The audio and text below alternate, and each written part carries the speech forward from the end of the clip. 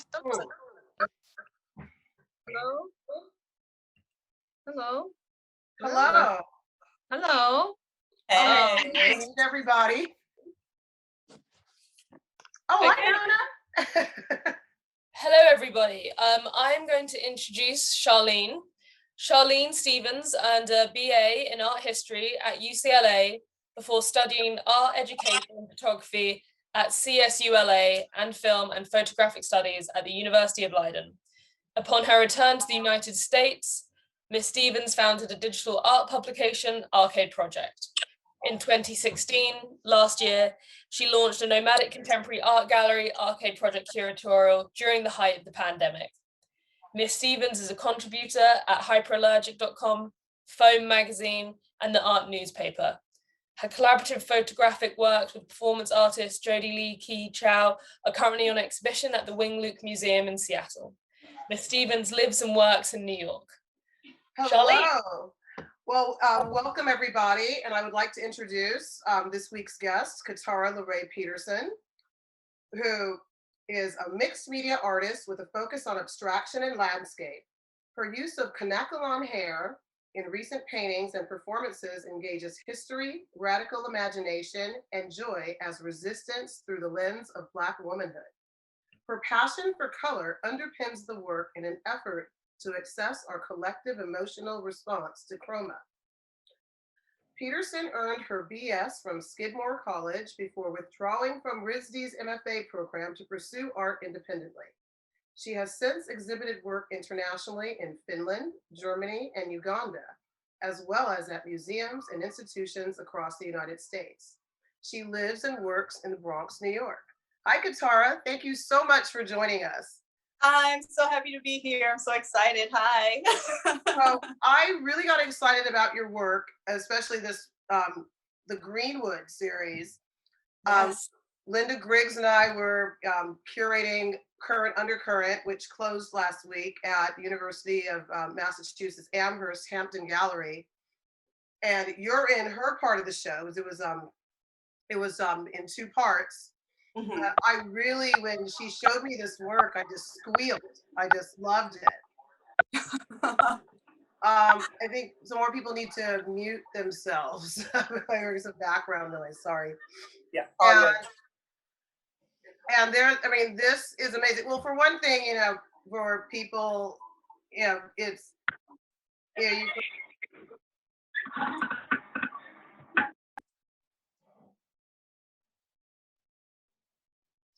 Oh, Charlene, I think you're on mute. have I been on mute the whole time? not the whole time, but Oh, just good. now. Did you get my introduction? I'm so sorry. No. You did not get my introduction? No, we got the intro. You Oh, went thank on mute. goodness. Okay. Then I Yeah. have slippy fingers. I leaned on my laptop. I apologize, everybody. Okay, so the Greenwood paintings. Linda Griggs and I had, when we were curating Current Undercurrent, this is in her part of the show, and they just closed last week at UMass Amherst Hampton Gallery. And I just squealed when I saw this.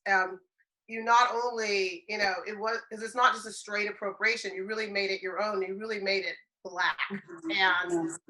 And also with the 100th anniversary of the Tulsa Race Massacre, it's not just Black, but it was very current. But also when we was at the show Current Undercurrent, you know, the undercurrent of the Tulsa Race Massacre. And what I had to say about it is, you know, things, you know, nothing has really changed. Everything is on a continuum. Yeah. Because this is still going on. You know, there's still, people don't value Black bodies, that Black life isn't valued. That the Black lives don't matter, you know, haven't mattered. Like yesterday, we just had that DA in North Carolina say that it's okay to shoot someone in the head if they're trying to get away in their car. You know, with a heavy Southern drawl and a lot of arrogance, you know, and that kind of messed me up for the day. Yeah. So on this piece, yeah, I just, yeah, it really just hit me right here. And can we look at the Picasso with this? And I also, you changed the color scheme and with the earth tones and the black skin, which, but, and also, I think we were talking about the piece earlier when we were prepping for the talk, that Picasso stole a lot, well, appropriated, from African, from African art. And I love this clapback that's like, well, so I don't know, would you like to, because it's like I'm doing a lot of statements, but I haven't really formed a question about it, but I would love to hear more about, how you came to, create this piece. Sure. So a good friend of mine, a longtime collaborator, Kaval Singh, asked me if I would consider doing an interpretation of Guernica because I had done commission work for him before interpreting Picasso works through a lens of Blackness, through womanhood, through whatever. And so when he challenged me with Guernica in particular, I was looking for a parallel event in American history. Like Guernica, for those who don't know, April 26, 1937, Spanish civilians were hit with an airstrike from their German and Italian allies. And it's said to be the first, if not one of the first, major airstrikes on a civilian population. We're just talking about this idea of Black pain. Tulsa had happened almost 15 years prior, but that kind of doesn't go into the public consciousness of the psyche of that sort of pain being observed, even though these people were literally bombed out of their homes, bombed out of their shops, and chased with all sorts of horrific violence. So in wanting to reinterpret the work, I did research on the composition and, just kind of looking at the way it was put together and a lot of the symbology and just did a lot of translating, really. I know Picasso's was black and white because it was supposed to feel like a newspaper article.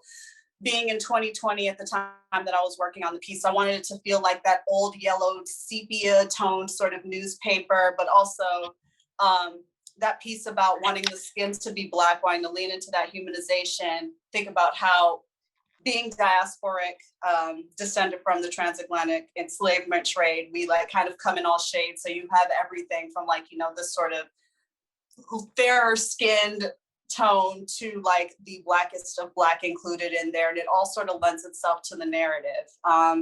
There are things that I wanted to keep the same, like the female figure that's shining the light on the situation, or, the bull in the upper left corner, interpreting it as this white devil, and the horse in the center, interpreting it as a horse with the Klan mask on, just something to really make it more specific, kind of bring it into a contemporary timeline with the soldier on the ground in Guernica being translated to, young black man with the cornrows, and kind of bring it into a more current moment because, like you were saying, it's a historical event that has such echoes in sort of the violence that we see towards, non-white people in general, but especially towards Black people in the US today, that it still felt very fresh and relevant. And it was very painful to work on. There were a lot of tears, and doing the research, of course, was painful. I can't even watch that show Watchmen with Regina King because of the reenactment of the Tulsa Massacre. And I also had complex questions with myself about, how much is this elucidating an event that people don't know about, and how much of it is just, putting Black pain on display. And I like to think that I'm doing more of the former, but again, I can take myself to task, and it's complex. It's a challenging piece. It's difficult. It's an event that most people didn't know about. A lot of people, even, I'm a middle-aged Black woman, and I didn't know about it for, until a few years ago, because it's not something that's really talked about.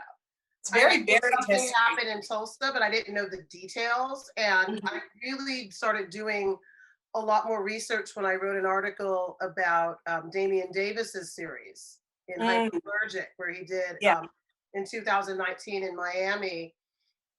He had a solo booth, and it was all about, and then it was all about, Tulsa.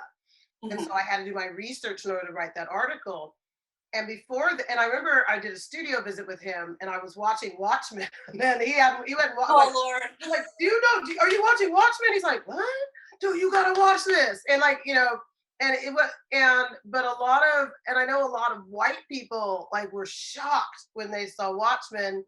But have you watched Lovecraft Country? Because that episode, I haven't been able to. That is much more painful than Watchmen. It was exactly, and that's part of why I've refrained. Like as a Black artist, I want to see all the Black artists working, acting, doing all of that. But I'm sensitive. It's really hard for me, especially seeing how much of it is still, happening live on the news and all of this camera footage and stuff. Like even in the context of storyline or entertainment or how it's, presented with that Hollywood veneer, it gets to me. It gets to me. Well, I'm going to admit, because I always like to, say I'm a scholar, but one subject that I always avoided in school was U.S. history, because it's just, it was a couple of centuries of just pain. Yeah. And it's like nothing, like, it's like, yeah. Oh, we got a couple steps, and then they took it away. And we got this, and then they took it away. And and it just, I just really avoided that pain. And so now I'm facing it head on, because, if I don't face it, I feel like I have this duty of, to make it, to shine a light and make, of awareness, because if we don't talk about it, no one knows. Yeah, it'll be lost to history, literally. No, that's part of, I guess, going back to why I felt like, ultimately the work does serve the purpose of telling a story that US history would rather go untold. And I mean, you could do rosewood paintings, you could do so many paintings about so many cities that were, KKK'd into oblivion due to, white fragility and but and a lot of people's migration stories were due to KKK stories. I mean, I know my family, my great-grandfather, the reason why my grandfather was, my father's from Florida is because my great-grandfather had to escape a lynching in Georgia, and like in the middle of the night, with the kids hiding under a tarp in the bed of a pickup truck. Mm-hmm. So, it's like it's like so much pain in our history. But also there's something that it seems like there's a paper bag test when it comes to acknowledging pain in this country, or the Western world as a whole. Like we acknowledge, it's like if it happens to us, it wasn't that bad. And there's a whole fight about it, because you're saying that people don't want to look at it. Well, we're going through this whole thing about this fight against teaching about racism. And they're putting it under a huge umbrella of critical race theories, which is actually an intense graduate study. Yeah. But pretty much the people, in what I call the Confederacy, because they're still acting like it's the Confederacy. Okay. We don't want our children to have any history where they might have been the bad guy. And that pretty much, I think that's pretty much it. Like, the people in power don't ever want to be the villain. It's impossible to sell the myth of America as the hero if the narrative of America as the villain exists alongside it. And I mean, the truth is that it's a complex place and that we're all complex individuals, but that's too complicated for the story that the nation tries to tell itself at this point. And the problem is when we go abroad or we talk to people outside of this country, they look at us like, well, how are you talking about how we treat people? You're the most racist country in the world. So everyone else is learning our history. Mm-hmm. And looking at us crazy. But anyway, all right, that was English. And looking at and giving us wild side eye. There we go. Like, and because as we're trying to tell the world what to do, the world's looking at us like, you're not an example. You're period. Full stop. It's like I got a lot of that when I lived in the Netherlands. Like, right. So, and also there's something about the color the palette you use, that Yes. also just has this warmth. Mm-hmm. You know, the warmth of skin. Even, I mean, even just almost the warmth of, things happening in the daylight.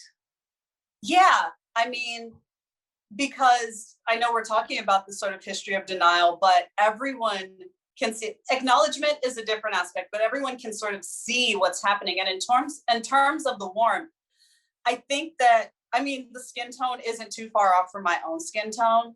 And every story I hear about, I very much relate to, going back to before I was born, like Emmett Till or Move or any of these, people who have lost their lives. Like it feels very personal in that way. And so I guess I wanted that sort of, flesh and bloodness to come through. And there was also a really specific decision to try and make all of the bodies like, rounded shapes or softness. I know Picasso is known for a certain angularity, and that's sort of a triangular underpinning is present in the composition. Like if you really break it down, it's a lot of triangles that are kind of organizing the surface. But I wanted all of the bodies to feel soft, round, organic, human, living in that way. I think that it's easier to relate to them in that way. So. And can we go to, Esmé, can we go to one, I think there's with the woman and the child. Yeah, this one breaks my heart. It's the second one, I believe. Yeah, this one, because, well, Picasso took this from the form, what is called the Pietà. Mm-hmm. Yes. Where it was Mary holding a dead Christ. Yeah. And then Picasso took that, took that form, and then, I just look at, this represents every Black mother's fear and some Black mother's realities. Absolutely. Is that Pietà. And putting and making a Black child, in the form of the dead Christ. Yeah. Is very powerful. For sure. And even other, little details, like all of the eyes of the living figures are teardrops, and even having this mother figure sort of boxed in by like this, in the larger composition. Of course, this is a separate painting, but, the sort of signifier of whiteness and maleness. Like if you have this cropped version of that quote unquote white devil, then there's like, it's kind of boxing her in on all sides, and the sort of emotional trauma that is created from feeling like you're in a situation like that and feeling sort of helpless with your own flesh and blood, like they're in your head. Like these paintings they're in my studio still, but they're like in storage. They're very difficult works in that way. I think that they're effective. I think they're really effective, but no, it definitely was drawing on all of those themes and that sort of pain, and also the art historical references of Mary and Jesus, of course. Even in the larger one, and we'll also see if we go to the third one, Dying Horse, that soldier, I want to say even in the original Picasso painting, he had a cross on his arm and is kind of in like, displayed position, even if you can only see one of his arms. And it's, again, just sort of referencing who we're willing to sacrifice for the sake of a moral conscience, who we're willing to sacrifice in the name of quote unquote law and order, and why for so long it has been people who all look like me and the people that I'm related to and that I love most, so, just interrogating those sort of things and borrowing signifiers from different references, biblical references, fine art references, and of course just, reappropriating Picasso because he wants to appropriate everyone else. So right, yeah, but he took, he took traditional African art, like in mass, took them completely out of their context,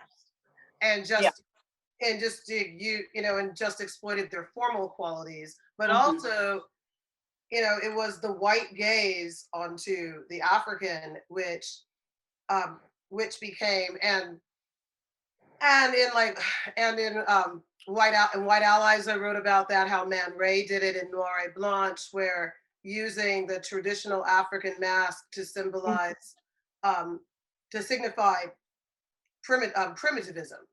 Yeah. And the savage, in order to contrast with modernism, and which was considered very white and very European. Yeah. But I really love how now that a lot of Black artists and artists of color, such as Sanford Biggers with the Chimera series. Oh, I love Sanford Biggers. Anyway. And Kobe Kennedy, a show he had recently at Super Chief Gallery with the Thuggernauts. Maria Harvey, using classical West, like all three of those use classical Western forms, but through the Black gaze. And us turning our gaze onto Western art and the Western world and Western artists, where we're finally doing the gazing rather than being gazed at, where we finally are asserting our subjectivity. And also I want to mention, it was not a Black artist, but still a woman of color, Heba Shabazz.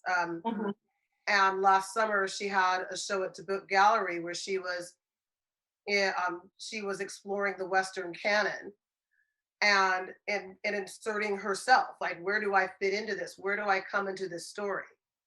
Because the story is only partially told, and fleshing out that story. And also, but Black subjectivity. And I made a Facebook post last week. I watched Tenet, and there was this one line where it ends with John David Washington saying, "I am the protagonist." And I know Christopher Nolan had no idea how powerful of a statement that was for a Black man to say. Yeah. No, it's there's such agency in a statement like that, you know. I mean, even the term marginalized means you are decentered from the conversation. You are off on the edge somewhere.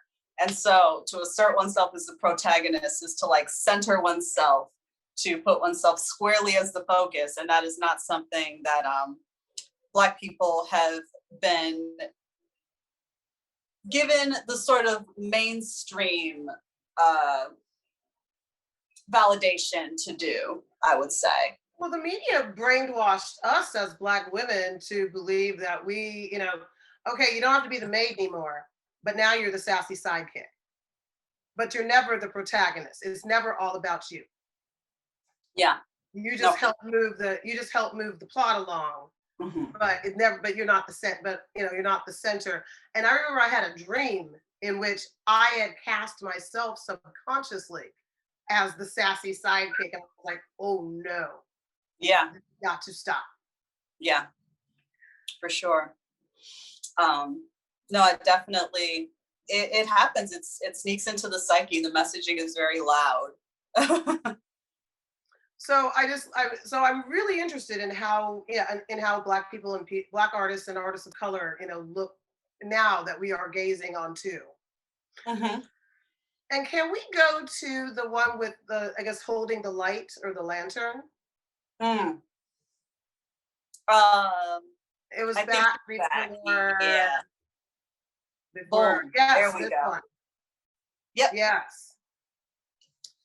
So beacon of light, again, like we see this woman, she's sort of clutching her bosom. She's aghast at the horrors that she's witnessing and also sort of shining a light on them. There is challenging discourse happening around how often Black women have to sort of take up the reins of, getting on the front lines, standing in protest, speaking up for what's right, without at all excluding my trans brothers and sisters. For a long while in the public psyche, Black women are at the very bottom of the totem pole in terms of the intersection of sexism and racism falling squarely upon us. And so she's really an important figure in the work because it's a very dark painting. Even the original, Picasso's, is very dark. And without like this sort of, willingness to reach out and shine the light over the situation so that we can kind of see this scene and see what's going on, there's not even a whole lot to discuss. It's sort of literally and metaphorically, the story remains in the dark. So, yeah. And yeah, I mean, if it weren't for Black women, we wouldn't have Black Lives Matter. Even though men were trying to co-opt it, it was women that came, it was women that were calling for, calling for respect for our lives. And as Black women, we support everyone and don't always see that reciprocated. Absolutely. Absolutely. Yeah. You And, got yep. Yep.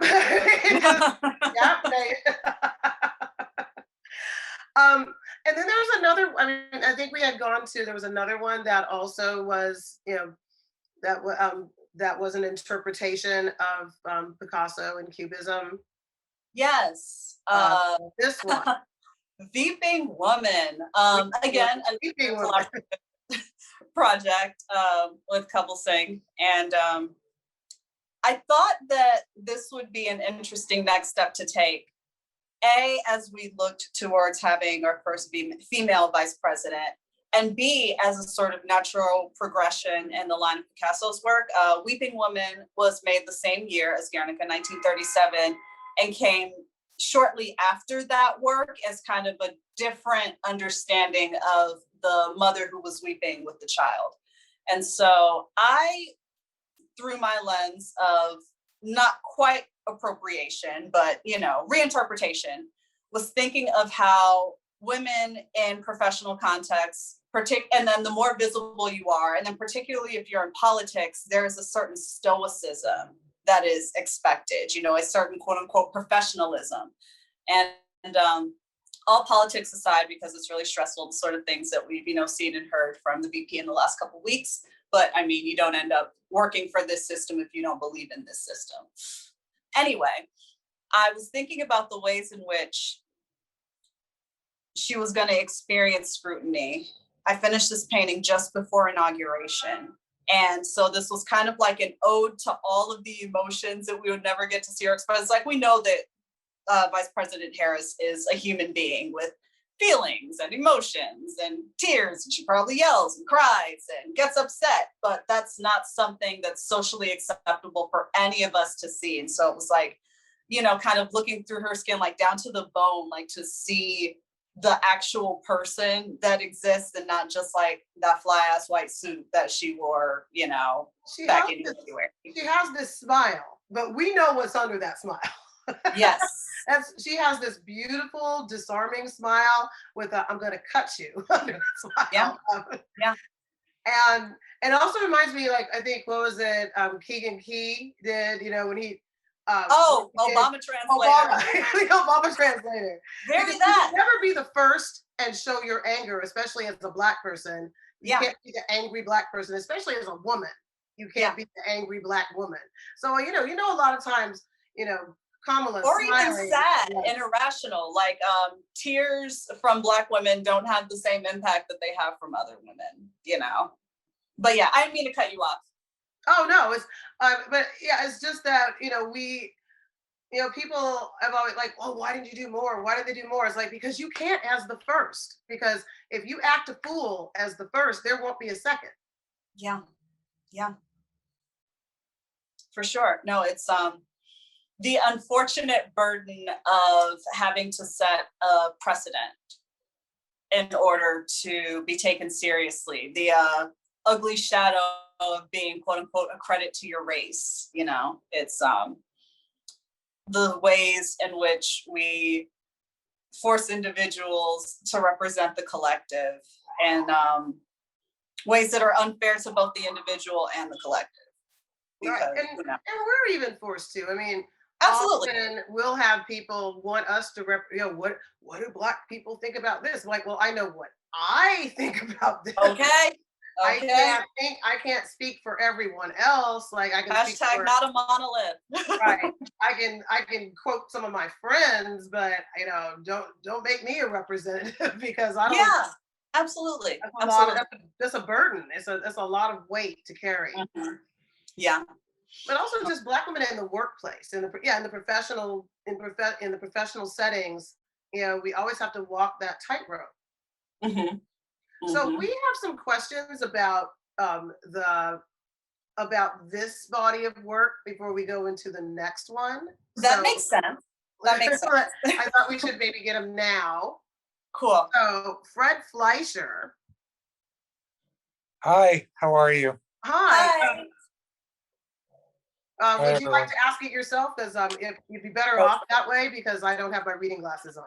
Yeah, I first of all, I really appreciate everything, and I appreciate this work and this talk. And mine were a little bit just comments, kind of following along with what the two of you were saying in discussion. But you know, I've always challenged postmodernism coming out of the 60s, 70s, and the 80s into academia. I mean, where was the discussion, the challenge of truth about, you know, what was happening to people in Black America?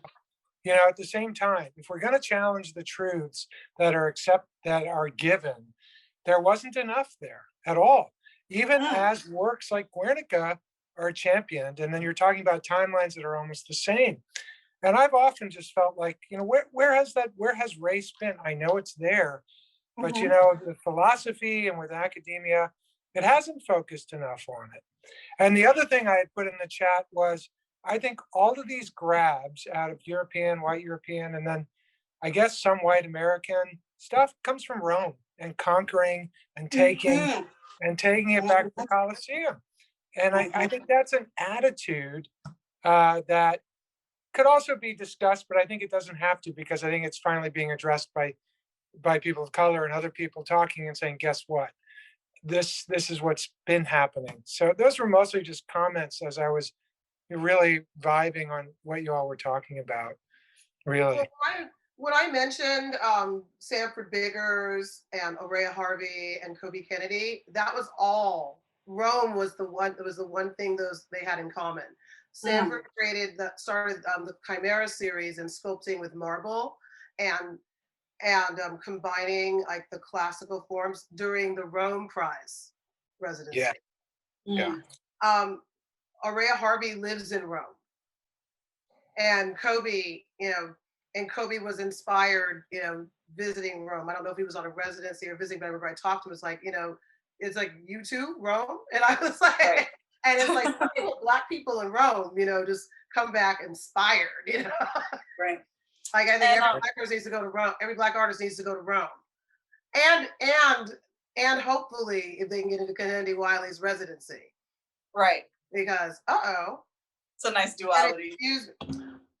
And I'm going to have to switch my light.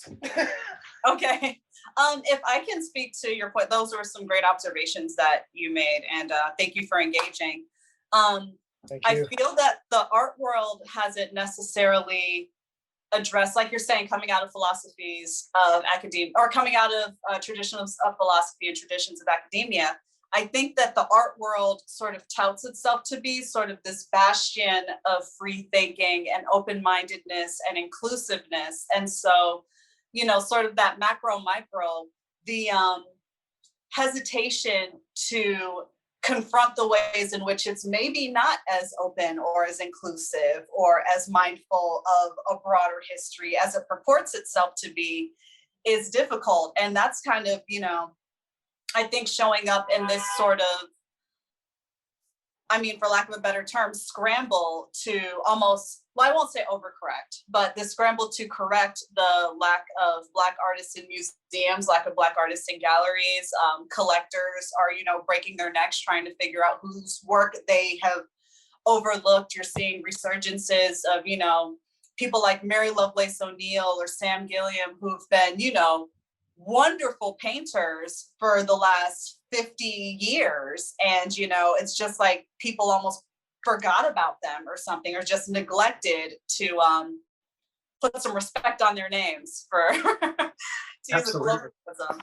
And so I think that it's like the experience that a lot of people are sort of having, over the course of US history, but especially over the last year with social media and the conversations that have been having. It's not easy for white individuals and white institutions to acknowledge the ways in which they've at best turned a blind eye, at worst actively tried to suppress, this work or these histories. Yeah, I agree with that 100%. Thank you. And a lot has changed since I was an undergrad in art history. Like I was the only Black person in my classes. Like, Yeah. like it was known as a rich white girl, like a major back when I was, and like, and people thought I was nuts. It's like, why are you doing this? It's like, well, as I love this, and also I have a great visual memory, so I did what I went for what I was good at. But I was alone, and there, even with like modernism or contemporary, there were no Black professors, no Black students.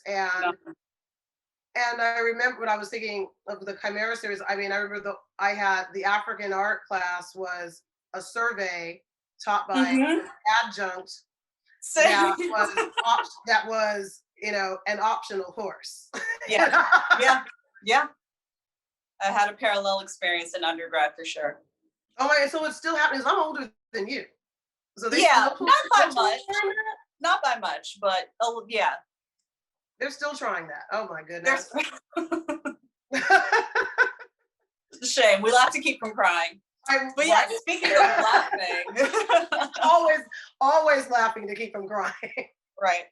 But yeah, I guess if we wanted to move into the other body of work that I'm kind of more immersed in. The landscapes. Oh. And please, okay, so Out of Lodabar, am I saying it right?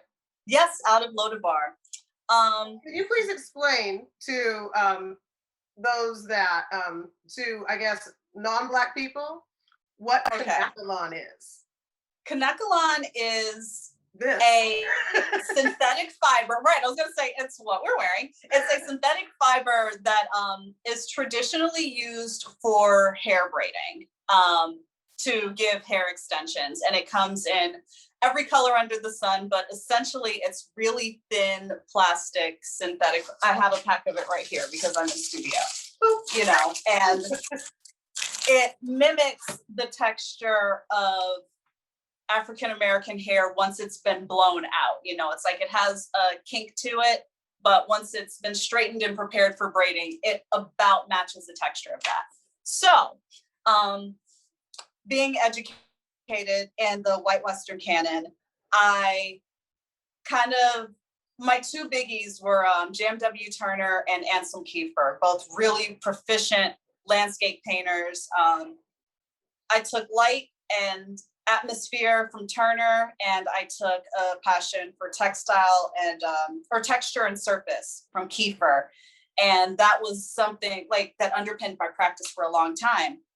And in trying to find a way to infuse myself into it more, maybe 5 years ago, I started making the grounds of landscapes out of hair extensions that I've worn, or like wigs that I had left over, from Halloween costumes, or just, anything. And getting into how the acrylic will marry with the plastic fiber and just messing around with it. So as I got increasingly more personal, I started to use hair from people I knew. This is my mom's hair. Actually, she had these braids Christmas 2019. And I made this work just under a year ago, last June, easing into the pandemic. It was called Out of Lodabar because I was vulnerability moment. I was not in a great place. Lodabar in the Bible is a dry place where King David rescued the grandson of Jonathan. Jonathan was the son of King Saul.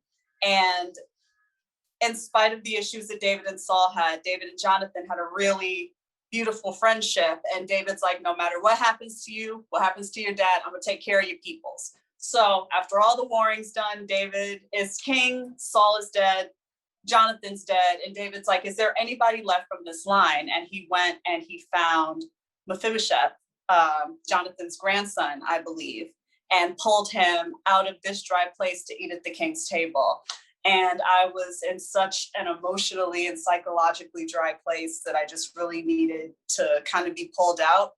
And it's hard to see, but towards like where that 1 point perspective line leads, there's like this patch of green, and it's just like this, it was very much me emotionally trying to get to greener pastures, me craving home. Like those braids still smell like my mom's perfume, you know? And so it was just a way to sort of connect, to create space when I had been isolated inside for months, you know, from what, March until that point.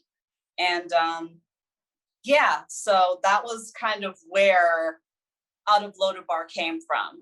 And that's just, you know, piled on top of my affinity for landscape in general, in a way that I've always kind of used it to create space when I didn't know where else to go. And I loved how you created atmosphere, and like, you know, right now your background is an underpainting you're working on. Yes. And I just love how, you know, you go through this process. Yeah. And, you know, it really, you know, So this, many layers.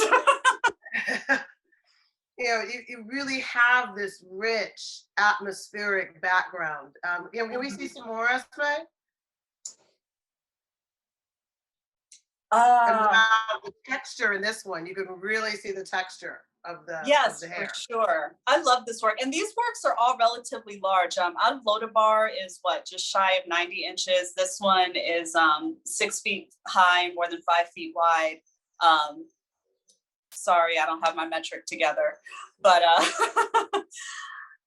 these trees in this work, it's kind of an inside joke with my younger sister and brother. My brother had cut his locks, and my sister had really long waist length braids when I went home to visit last summer, you know, to kind of get myself together once I got out of Lodabar. And I had braids as well. And so I was thinking of the three of us as like, you know, these three tree, this is so corny, but it's true. Like these three tree trunks kind of look like these tangled, like intermingled branches, like the three of us are very close, and just like this sky opening up and the light coming through. But I really just I missed painting. It was the first work that I completed when I got back to my studio, and I just wanted to push some oils around. I wanted some clouds, I wanted some glow, I wanted a lime green underpainting to kind of bring some light forth. And yeah, so it was kind of like taking that small patch of green that was in Lodabar and then making that the underpainting for this entire large work, and be like, okay, what if everything is greener pastures now, you know? And then building from that place. And so this work has a lot of joy in it, and it's very close to me. And yeah, it's one of my favorites for sure. But yeah, the process, there's a lot of sewing that happens. Those braids, all of the hair is pretty much individual braids or locks, and they're all sewn onto the surface. There's some adhesive that I use for, like, you know, very delicate sort of strands that you can't really sew on as effectively, but it's all done by hand. It takes forever. But I'm also trying to grow in my patience in my practice. So I think that it's good that I make myself sit down with that needle and accidentally stab myself 11 times until I get everything placed just so. But yeah, so it's a process, painting and then hair and then painting and then more hair, and that push and pull. And there's yeah, this intimacy, you know, with absolutely. you and manipulating the donor hair, like, you know. Yeah. Like, I guess, does it force you to think about who donated the hair as you're, you know, manipulating it and painting with it? Yeah, no, for sure. And I find that these works feel more personal than, say, like this is an underpainting for the work that I'm doing now. Like I went and picked up, you know, this rose gold because I like the color of it. And so these feel like the works that go purely abstract and feature hair feel much more formal. It's like using the hair as kind of a dimensional brushstroke, and it feels much more, you know, mental, compositional, and academic in that way. And they're personal, of course, you know, it all comes from my heart and my hand, but it's not the same as, you know, friends or family like donating their hair, because then it's like I'm thinking about those individuals when I'm creating the work, as opposed to just, you know, thinking of it as a material. Like it's like shopping for paint, you know. And I think you're like actually like really, I mean, not only pushing the boundaries of, but redefining the painting medium, you know, with this use of hair for texture. Yeah. I've never seen anything like this. Can we see it? We have, like, I don't know how many more of these we have. There was one, yes, this one's my favorite. This one's the color is just, it's so powerful. Thank you. This is also one of my favorites. She is 8 feet long, Hairscape 5. And this is when I was still kind of getting my legs. This work is from 2 summers ago, 2019. And this has no sewing. It's all adhesive. And it's 2 panels. And motion was what was, I think, really important for me in this piece. Like, you have this sort of fiery orange hair, and I wanted it to feel like ground, but also feel sort of ethereal and like fire and very airy. And also kind of starts pushing, less, playing with abstraction and landscape. The places that I've made have never been, real places that I can see, quote unquote, but they're real in the way that, I'm able to manifest them outside of myself on a surface. So yes, this was just about that color. That's usually where the work starts. I know my artist statement emphasized color. That's always where it starts. I'll see a color that I want to work with, and that's where the work comes from. So yeah. This one is my favorite of the landscapes. And we don't really get as much abstraction or landscapes, with a lot of people expect, with Black art to always be figurative or didactic. Yeah.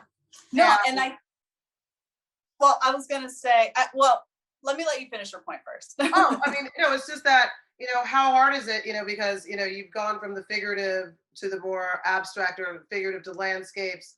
You're venturing in an area where people don't think, it's not the first thought when people think Black art.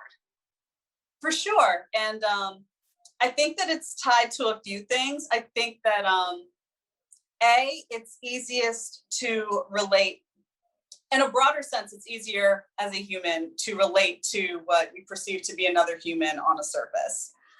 But 2, and this is more insidious, and maybe I'm just cynical, I think that there is an undercurrent of how, given the US history of the transatlantic enslavement trade, this idea of being able to buy and possess Black bodies, I think, is much more attractive and much more easy to contend with psychologically than having to give space to Black imagination, Black intellect, Black joy. So if I'm doing work that's about, moving from the exterior to the interior, it kind of, takes people to task. Like, if I'm doing landscapes, how interested are you in giving me space?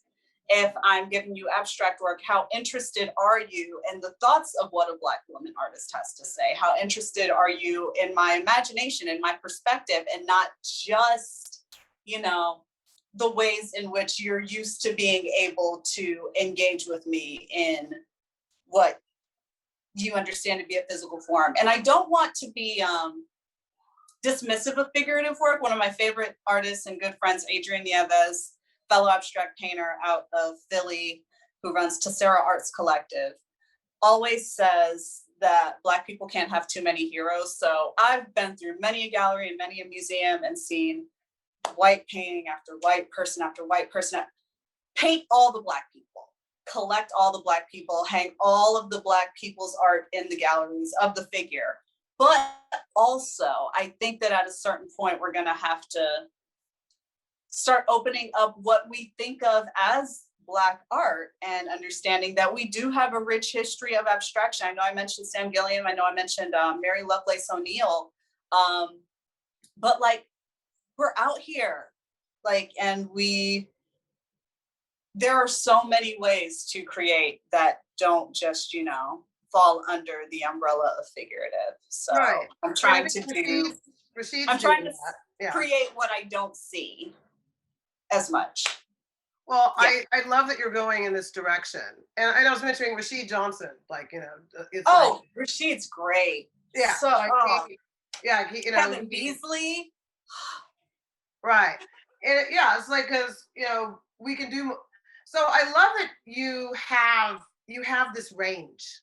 Mm-hmm. Even though I fell in love, with the Greenwood, you know, and then when we started talking about this body of work, and I'm just like, wow, because, you know, and it's like, I mean, I love expressionism. You talk about Ansel Kiefer, I'm like, yeah, Right. you know, I was talking about visiting Hamburger Bahnhof, and it's like I was in heaven at these huge, you know, expressionist and neo-expressionist paintings, and you know, that's my jam. Such immersive work. Really? Because you know, it's that feeling, you know, we all, you know, and I think there's, you know, that just giving us the chance to do more, to have more range than illustrating pain, but also going deeper into the imagination and the human condition. Yeah. Like, and it seems like that is something that, and for a time, you know, what I was looking at is like, if you look at literature, for a time, the only Black authors I was reading, you know, it was about Blackness or about Black pain. And I'm like, and I wanted to be a novelist when I was younger. Yeah. You know, now I only write short form, but I was like, well, why can't I have the freedom to just explore the human condition? And then I find that it's also very damned if you do, damned if you don't. I've had the experience when I was fresh out of undergrad and no one had told me about a Thornton Dial or Richard Mayhew. And so I didn't have other connections to, you know, material abstraction or landscape respectively. My work was very academic in the way that people would often say, I would never guess that this work was made by a woman. My work was described as very masculine. It was described as very European. It was described as, you know, all of those sort of signifiers of what good art was supposed to be. And so I think I needed to address why my identity was considered to be, not for my, well, I guess in some ways subtly indoctrinated to me, in my perspective, antithetical to what quote unquote good art was, and trying to find a way to kind of marry the two, because I can't divorce who I am from my practice. And then of course that leads me down the rabbit hole of, well, I obviously can't be the first person to have wanted to do work like this. So, you know, where are my heroes hiding? Where are all my I know, heroes I hiding? know that you took that freedom, because I mean, we look at these, and I don't know, we can go through a couple more, Esmé, because we're going to run out of time. And I do see, you know, the German expressionist influence, which, and I love, and you know, which I love, but it was a lot more freedom to be, you know, a German man. Right. You know, you're a German man, you can do anything you want. Exactly. Right. Like, there are, you know, they don't have the limitations, or you don't feel the obligation to tell a story. Yeah. Ooh, very true.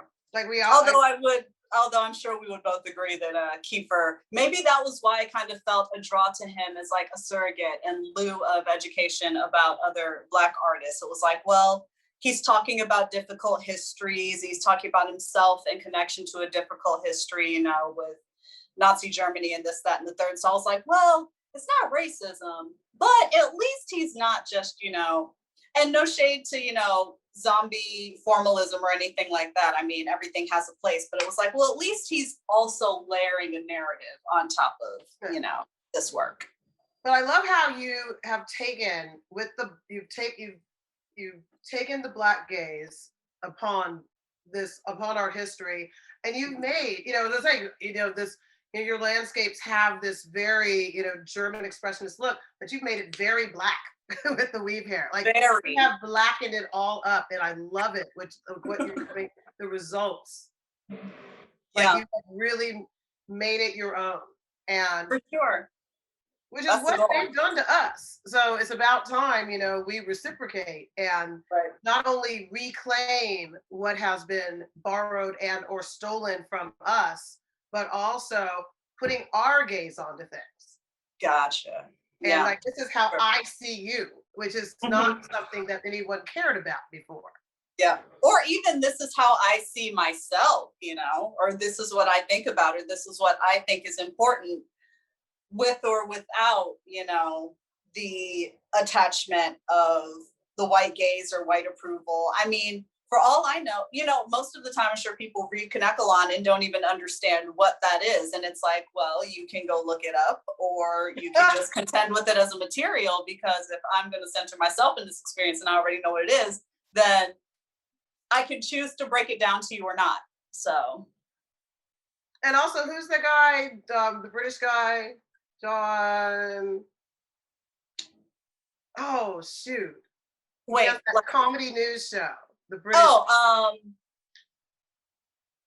it's on the tip of my tongue. He used to kick it with Oliver, John Oliver. Oh, John Oliver. Well, he broke down black hair for everybody. So look for the clip if you don't know.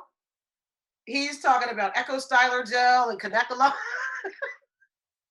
And it was hilarious. You could tell they got some black writers, but he you know, he's like, I'm gonna break it down once and then stop talking about black hair. It's not your hair. Don't worry about it. It's not your business.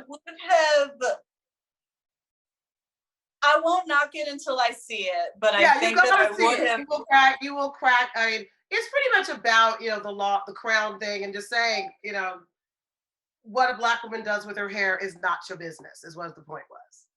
I would have high-fived him more had he brought in a correspondent to say it. And that's kind of another double-edged sword of, you know, people tend to listen to things when European men say them versus, you know, that would have been a great opportunity to let someone speak about themselves. That's like Anderson Cooper and I don't know the name of the researcher, but prominent white academic did a conversation about how artificial intelligence and facial recognition is racist. And there are people, Black people, who have been doing that work in that field for a really long time. And it's like, wow, you just didn't call any of them. And so it's like, on one hand, you get the leverage of who people trust in terms of giving out information. On the other hand, it just reinforces that they are the source. And it's just like, really, John Oliver is the person who knows the most about my hair now?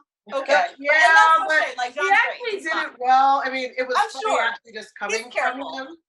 But he's careful. Yeah, he was careful. You could tell that there were Black people in the writing room because he pretty much was very good at it. Like it was on point. But yeah, if it wasn't him, people wouldn't have listened as much.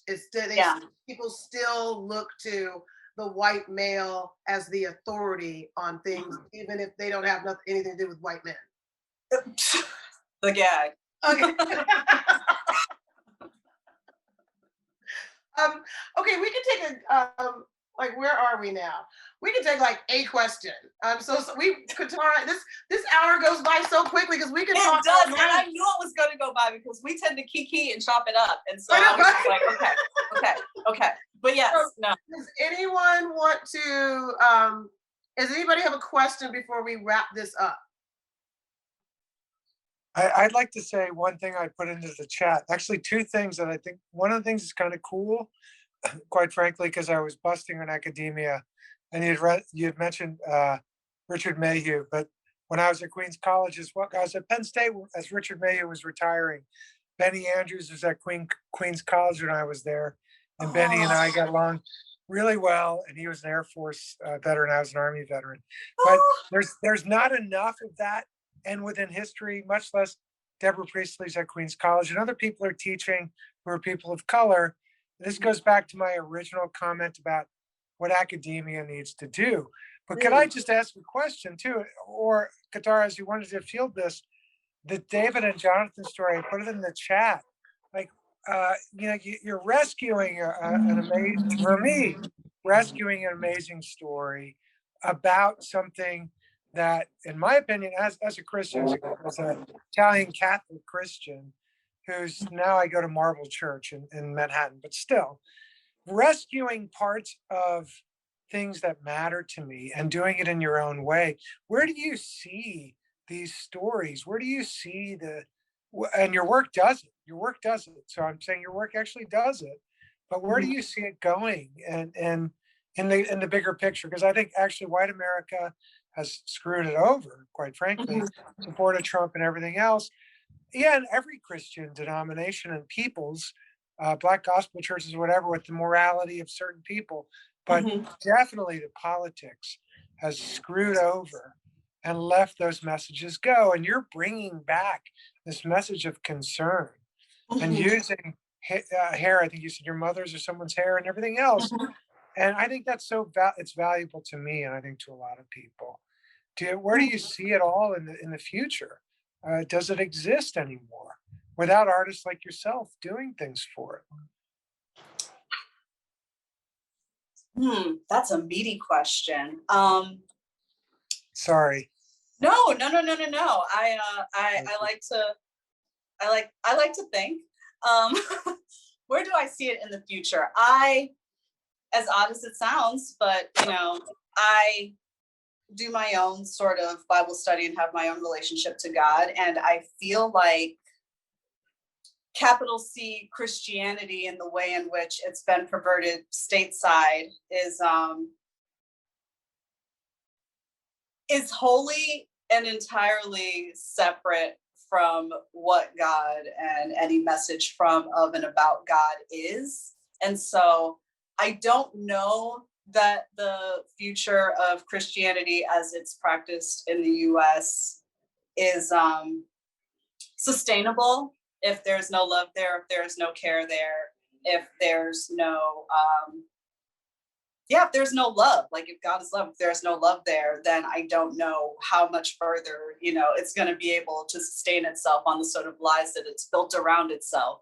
But God is God and has always been God and will always be God, and always finds ways to use people to do the work that needs to be done in spite of any titles. Like if you go through biblical scripture, like no one's called a Christian, maybe they're called believers and so I feel like the label may become more arbitrary, but the work will continue to get done.